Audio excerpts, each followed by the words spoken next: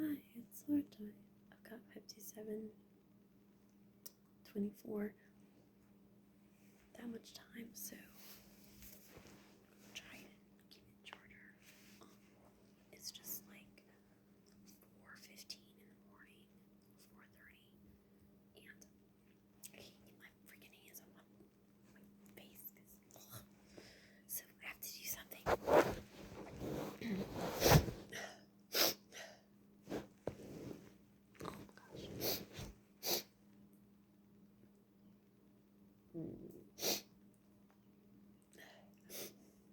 Anyway, I've just been eating a little bit. I've just been eating a little bit.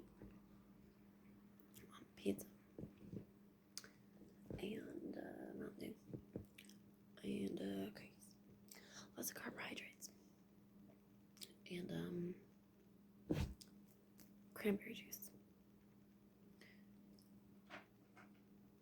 It might just be the cranberry juice because every time I have cranberry juice, I think I get a lot of energy. When I was pregnant, there was a couple times I couldn't have cranberry juice because I had a glass of it earlier, so I couldn't have one at night because then I would throw it up.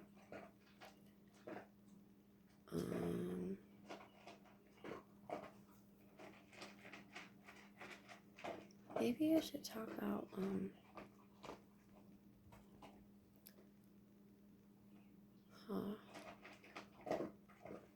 I kind of want to talk about being pregnant with Eden a little bit because I do want to remember that. Here's something to know that is really important to know. If I don't talk about what I've learned, I forget it. I've noticed lots of people do this. They just forget things. They forget to even look at their environment. It's not okay. People are dying because of it. And so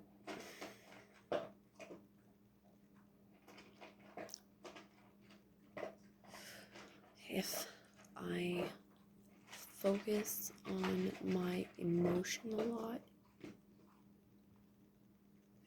instead of trying to learn knowledge about something, then I forget the knowledge about it and I just have that emotion. Oh my goodness. The clear.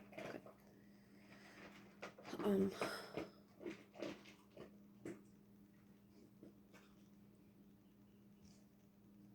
So I don't really think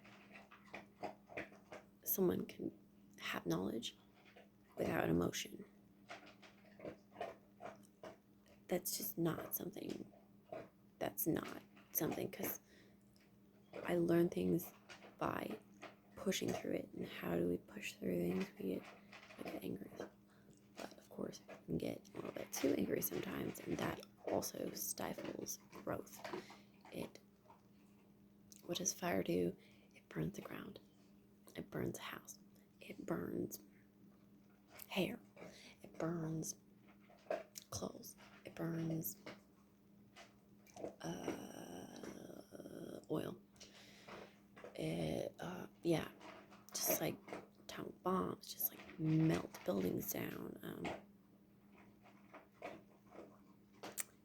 Smaller bombs just like explode. It causes a larger spark than just a little spark, but a little spark can cause a chain reaction of fire. Usually forms into like a line, and then that line just kind of like goes and engulfs like all the ground and tries to just burn the grass and well, it usually doesn't burn the trees until it's really hot or catches on something that's really dry. Yeah.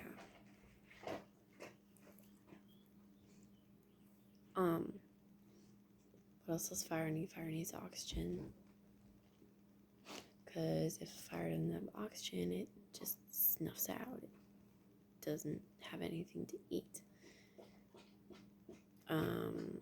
Now, of course, there's grease fires or oil fires, which I think the way to put that out, people say, is use dirt, but sometimes fire can go through dirt.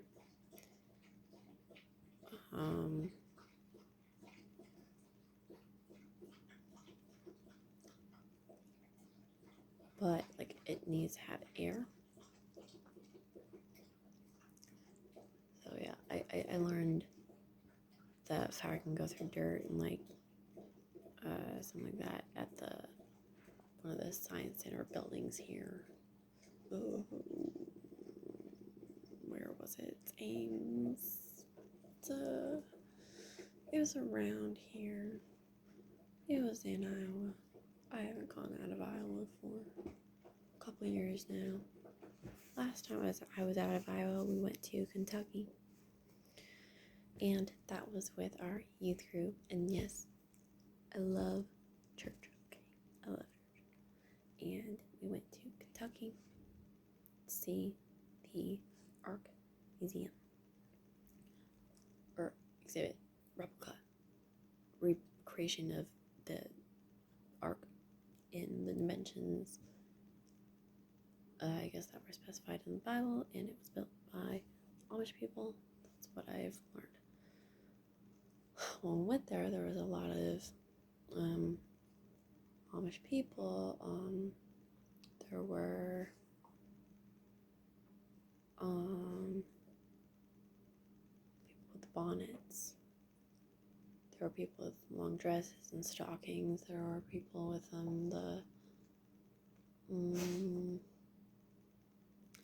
the guys will wear the long shirts that kind of go up to there and they tuck in like that. Kind of like a more military style shirt. And then the women, if I were an Amish person, or I'm not exactly sure if this is Amish, but it's long sleeves down covering the wrist or to the wrist, and then like the dress go all the way up and it'll cover there, and then it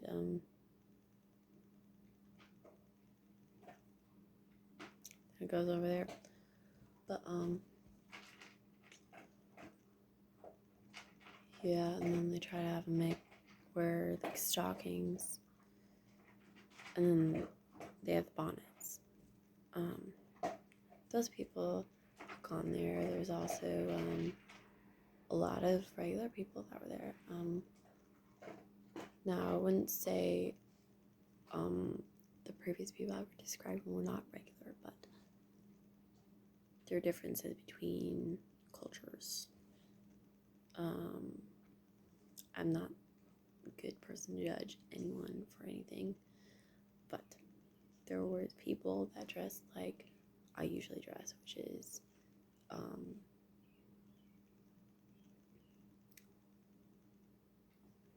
multicolored clothes, t-shirts, kind of like clothing that comes from like I usually wear clothes that comes from Goodwill and just secondhand stores.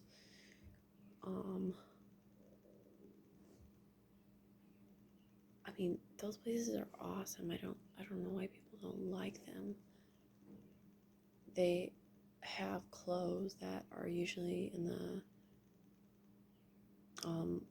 lowest, like $1.75 or 50 or 25 cents for anything really there. And then it goes up to for the clothes, usually up to $8, and then for the wedding dresses. It can be $200 for a wedding dress. I got a wedding dress from there for $16, and it was fine. There was nothing wrong with it. Like it could have used some sleeves, but like there was like no stains. It was good condition, no tears, nothing. It was just somebody didn't want it. But that was at the Goodwill outlet, which that is where the clothes go that are being shipped. They're just gonna go to the trash when they're done. But you like go there, you get a cart, you put stuff in the cart, and then they weigh the stuff that's in the cart. But the wedding dress they sold individually. Anyway, what was I talking about? We went to the Ark. At the Ark, they had these smaller creature animals. I think they had a skunk. Yeah. Kind of around the back. Kind of where the hull, kind of like where the lady of the ship would be. Where it goes out like that. And the live animals were towards there, and there's two different kinds, two different animals. I remember it because we took a picture on there.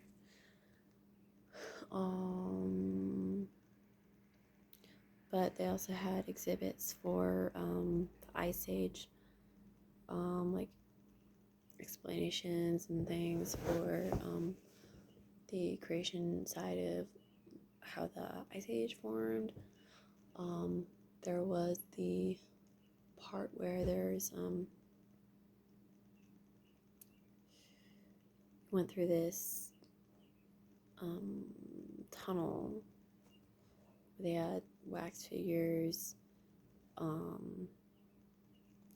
mean, honestly, it looked pretty complicated to make. And I saw some people like actually painting when I was there. That was really cool to see them painting, because you know I really like painting. But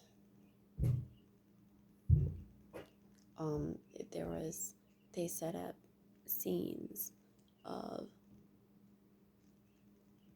what may have happened on the Ark that kind of helped me look at it in a different perspective than what I had imagined it to be like, because I still had the images of learning it from Sunday school, which were from children's books.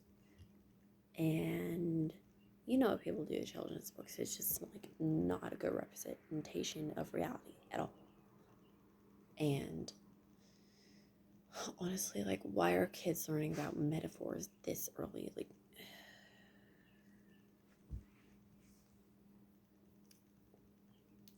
but you know, I still think it's good for children to read those books.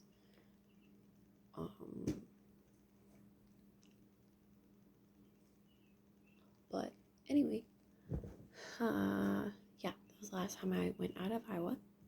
Anyway, I'm in Iowa right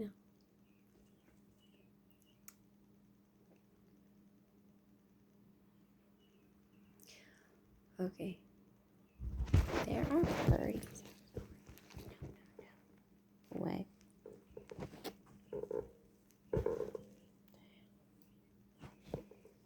Damn. Jackson. Damn.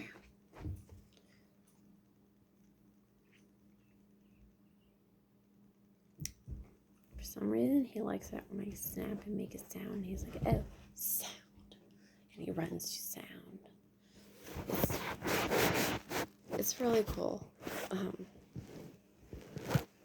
So today I went on a little walk back from Dairy Queen back to where we live, and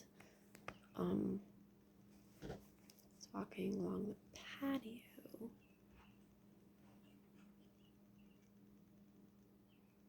and got to the stop sign or the stop walk where you go to cross the road. And always since I was young and riding bikes with my sister, we always came to these stopping places where there was a stop sign. Sometimes, the road to get to the park did not have a stop sign. We just had to gauge the traffic. There was no stop sign. All we had was my mom constantly telling us to look out for traffic, my dad constantly telling us to look out for traffic. And we could only go independently by ourselves once he knew that we could cross safely, and it took a while. And my mom had to agree with that.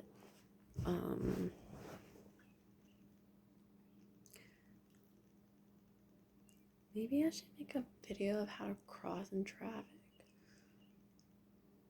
Because honestly, I almost ran into somebody the other day because it was dark and they were just coming up and they were here and my vehicle was already here because I didn't hit them. Otherwise, we would have stopped and there would have been a situation.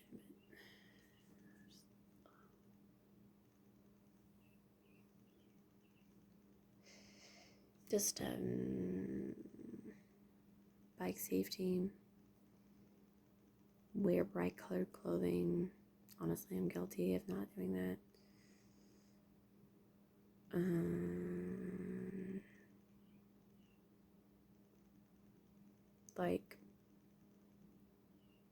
Don't I know the Bible says the just shall live by faith and not by sight, but still look where you're going before you go there. Okay. Anyway, I got to the stop walk and I looked down and there was a maroon, brown, dark colored stopping gripping pad place with bubbles that came up in even rows. And this is Iowa, so we know about rows. And it was 11 by 6 times 3, of course. And then crossway, I didn't really look very much. But across there is the buildings and stuff. And there's somebody in the car.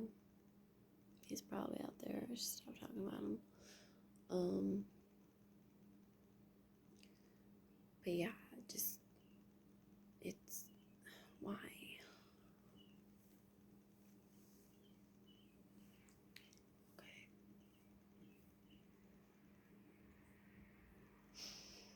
Okay, a thought I had today. So we were driving down the road, and there was these sorry, I'm trying to remember. Honestly, people force me to talk all the time, and it's frustrating. So I just to continue talking so they wouldn't be mad at me, I have to just make a sound so they stop. It's frustrating. Just why? But I was thinking people are always thinking and talking about how they don't like what they look like. They don't think they're useful for anything. they have no joy left. And I get that way a lot. And I know physical appearance doesn't really matter that much, but if someone comes along and they give me a compliment, I have a choice. I can either be like, oh, life's not about that. That doesn't affect me in a positive way anymore. That doesn't brighten my mood. You have to do better than that. Stuff like that. I could say that, or I could say, you know what? Thank you for stopping, looking at me, and taking the time to say something to me. Because honestly, it's not even just, even if it's a negative thing someone's saying to me, I know they're still talking, and to me, just talking is hard to do.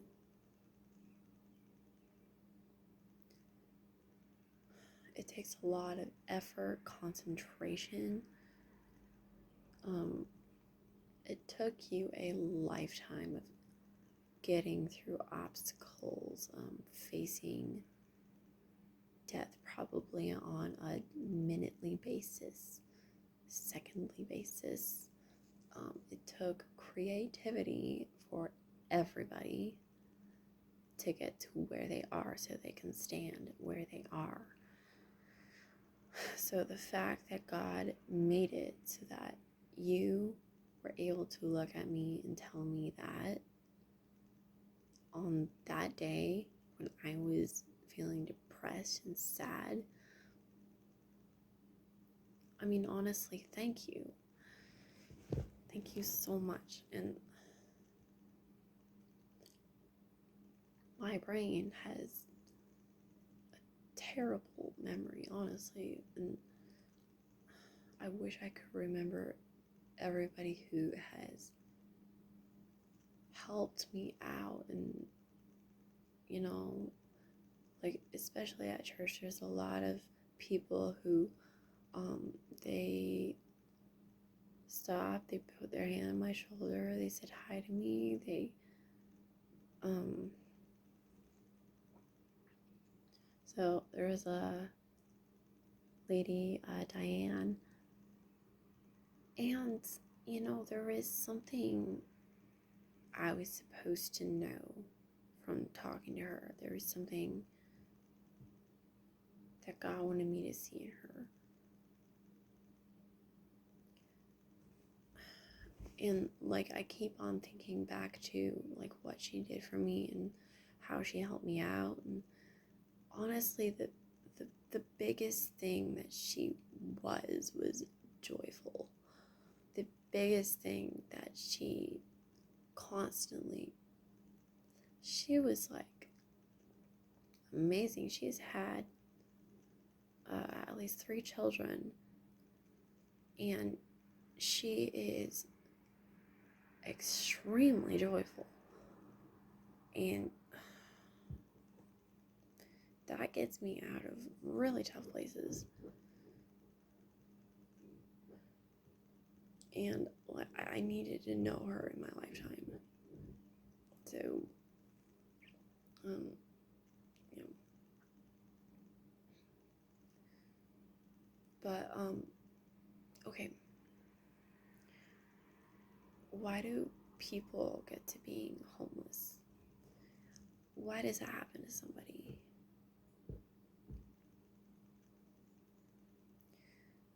What I would need to do if I were homeless, which right now I don't know what direction I'm going, but if I were, I would have to remember what happened in a house so that I know why I was cast out of the house. I would need to know what's so valuable about a house anyway? Why is it an object of greed? Why was it taken away from me? And honestly, the physical location isn't the house. It's not just this far off spiritual thing that's just oh, God lives in our hearts, and you just in everyone's minds and hearts. Yes, but literally,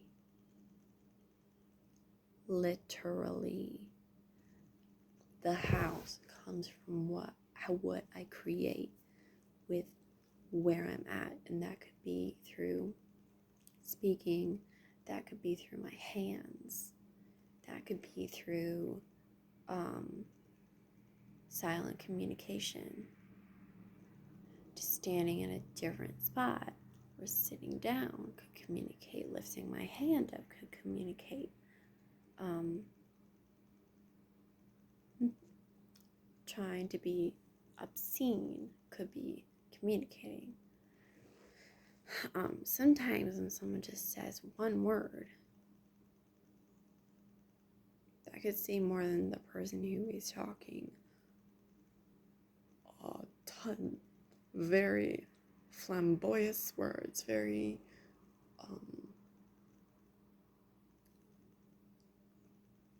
intricate words.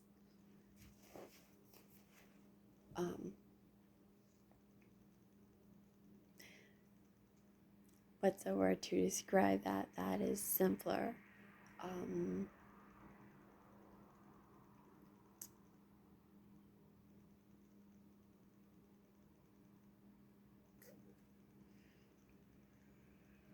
Maybe a phrase would work better. Very out there words.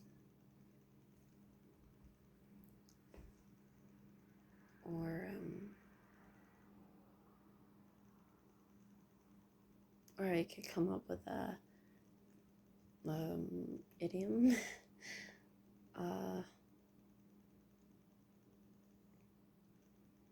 Knotted words. Entangled words. So I think what makes a word not easy to understand when somebody says it is they don't realize who they're saying it to because they haven't talked to me very much, or they haven't watched what I do very much. So it's they wouldn't know what images are going to come up in my mind or what audio would come through my mind, what saying I would think of when I hear that. The pathway I would take, the pattern that I would try to establish right after you said that. So sometimes somebody using a different tone, a different note, a different level of intensity can conjure up a different visual picture in my mind. Sometimes it's like Tick songs, for example. I think that's the best example. So it's like, oh my gosh, you just talk. Okay. So songs.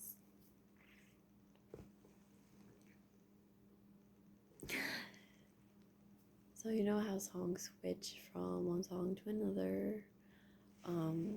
It could be like Brandon Urie one song and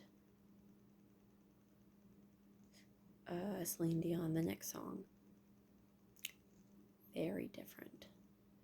And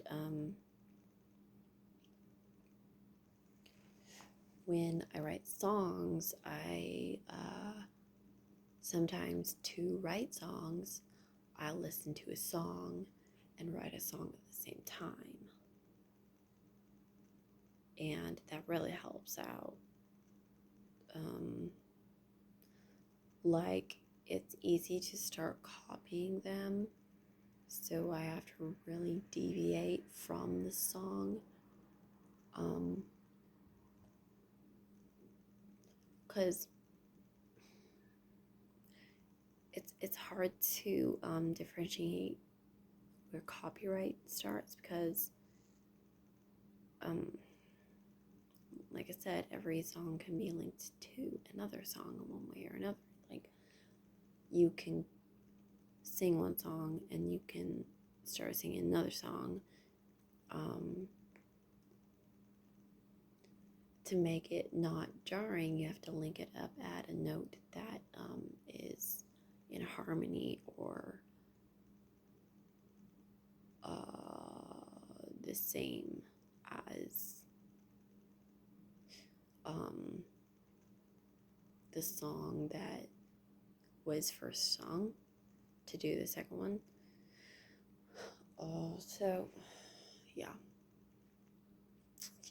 but each song has a mood, and the mood changes the visual picture because it's related to an emotional memory.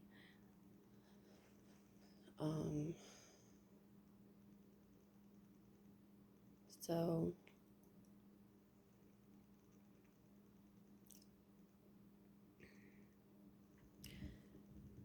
I think the way we lose emotion when thinking and conversation is going through a trial, and people,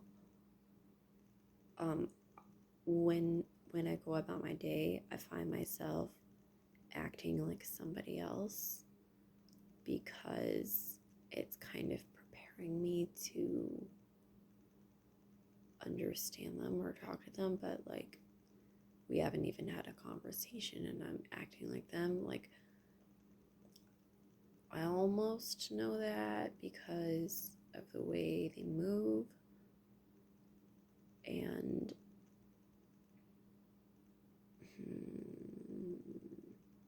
if I've heard them talking, then that is a way that I know this person is likely to think this. So yeah, I started thinking that way because if I don't, they try to trip me up all the time. They try to like become mad for no reason. They try to come up with every excuse not to be there talking to me. It's like, seriously.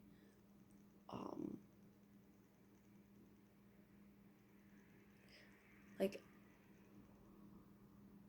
and like, I get it now, because I've had a lot of time to think about things. Lately I haven't had a lot of time to think about things because I'm talking, it's hard to think in the background of my brain. But when I'm talking to somebody else, yeah.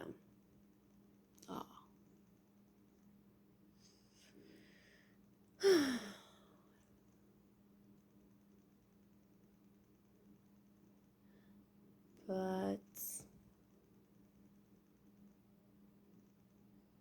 I get it, because they're doing that because they're being chased, they're being hounded. Somebody is um, doing something to them they do not like.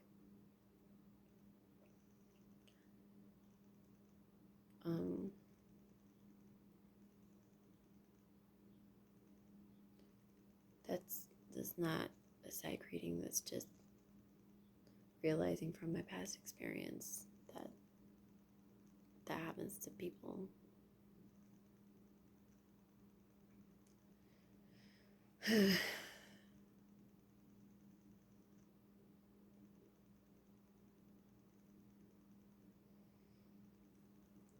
Anyway, it's here for the birds. Am I actually getting tired? It's a miracle.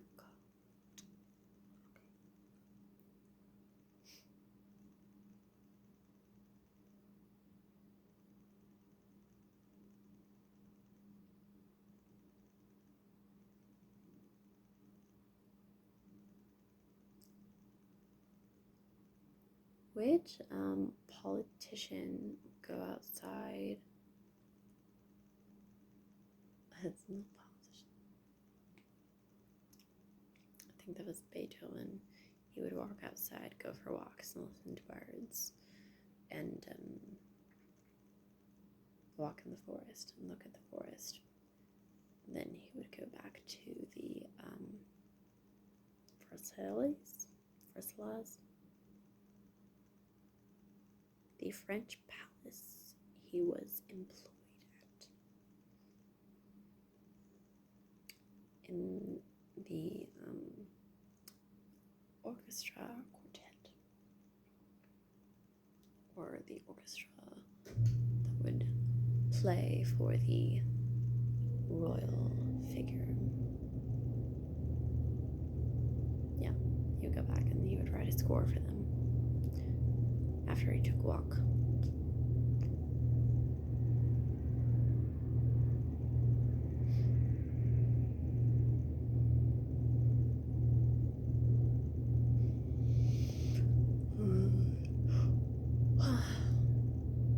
Okay, so by the way, I think a musical score is usually, I have to actually count the songs I know now.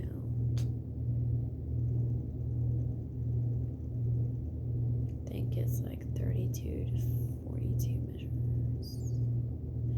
A measure is based on the time signature. Either it's four times, which is 4 beats per measure. Doesn't necessarily, the sound, it doesn't necessarily pause for a second after on the measure where the bar is. It like,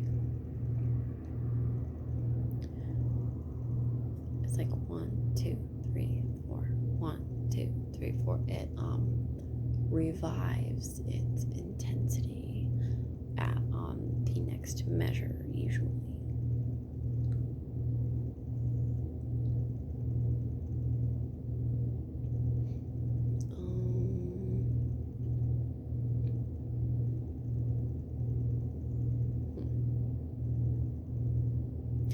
It's like somebody deciding how they're going to step. Like I am putting my finger up on one and it's going down at this rate to the last note, and it's stopping on 4, or it's stopping on 5, or it's stopping on 6, or it's stopping on 7, or it's stopping on 8, but that's usually 2 measures, or it's stopping on 9. I haven't really seen that very much in music. Something by 9, I really haven't seen that, but I don't really write very much music.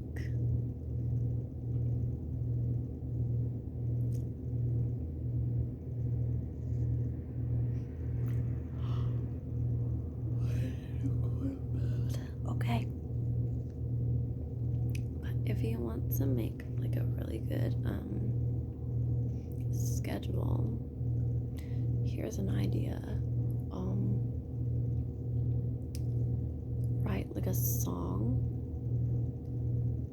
and then use this song to write the schedule with code or something, or like at work. Like let's say you tell your employee to fill out this many orders, or you're carrying stuff in from a truck. It's like, well, first you could ask the driver either how many items there are, but usually the person who orders it is supposed to know how many items are on the truck. But either that or yeah, and then know the weight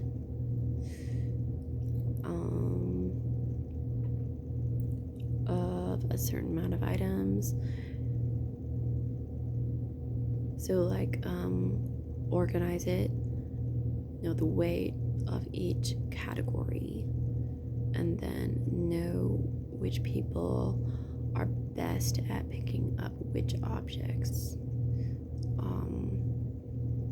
and then have the right people that get it done in a timely manner as well as an effective manner. And then always tell them exactly where to put it. Otherwise, we are in the dark and we're going to put it in the worst place possible.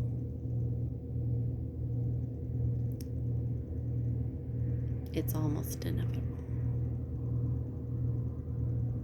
So I found. But anyway, tell us where to put it, and then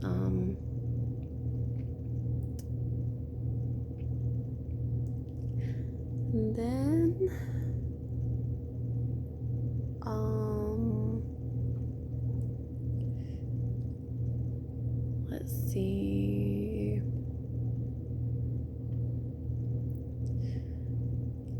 There's different ways to organize things. Sometimes you can organize it from the expiration date. I think that's a good way to organize things, from the expiration date. Otherwise, you can organize it from the date that the truck came in. If you have a lot of trucks coming in, then know the time the trucks came in, and have the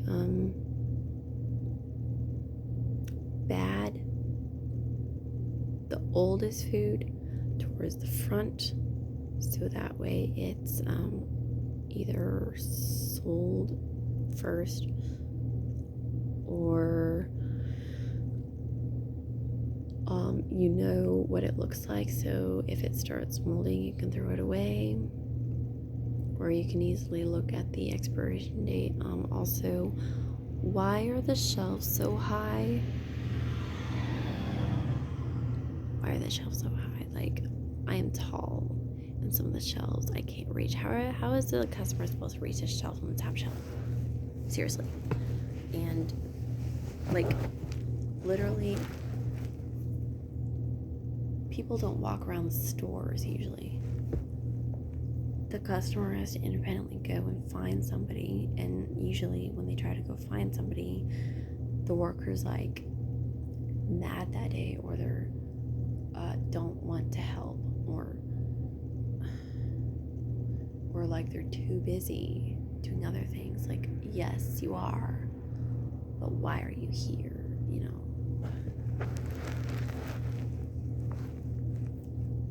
Anyway, just think about it a little bit more.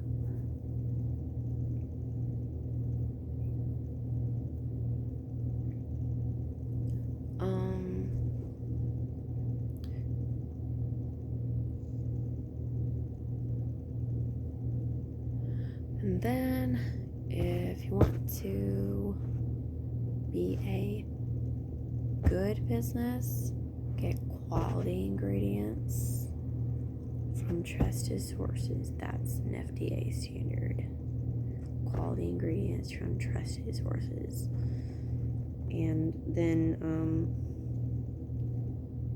incorporate science into that decision. Because let's say you're getting fish from a pond that is known for fish dying. That is not a good pond to get fish from.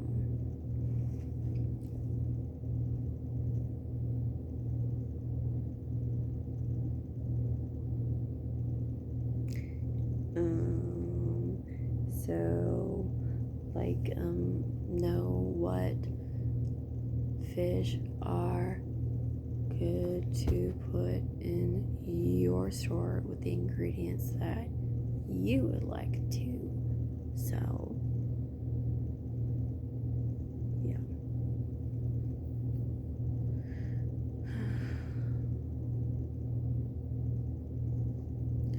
And then I think that if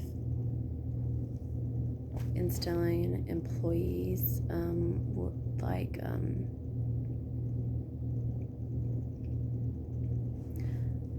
knowing about the song thing will help them be able to do a better job, because it helps me do a better job. But I don't know. People say businesses are all different, and yes, we come from different cultures, different families. We've lived different lives, seen different things, but sometimes we all come to an agreement of how to apply those things. So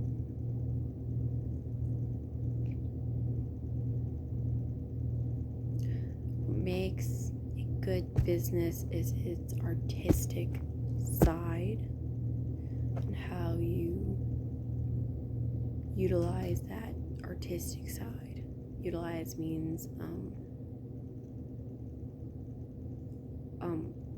make it a physical action.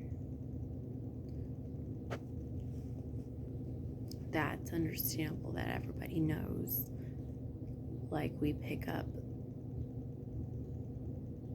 forks like this, and that seems very controlling. But if somebody doesn't know how to pick up a fork, they're gonna be out on the street and they're gonna see a fork. They're like, oh, what's that? And just continue walking. So, yeah, okay. What I was trying to answer, what makes somebody homeless? Yeah, okay. Think about your house. Think about what went into it going down. And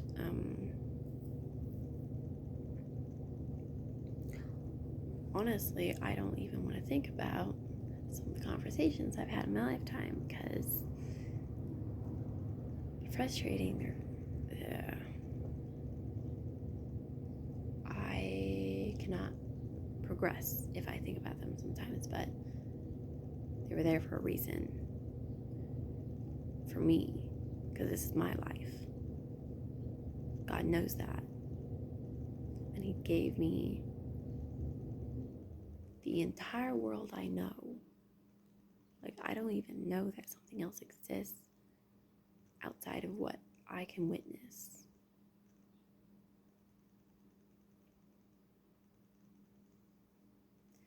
And so, knowing that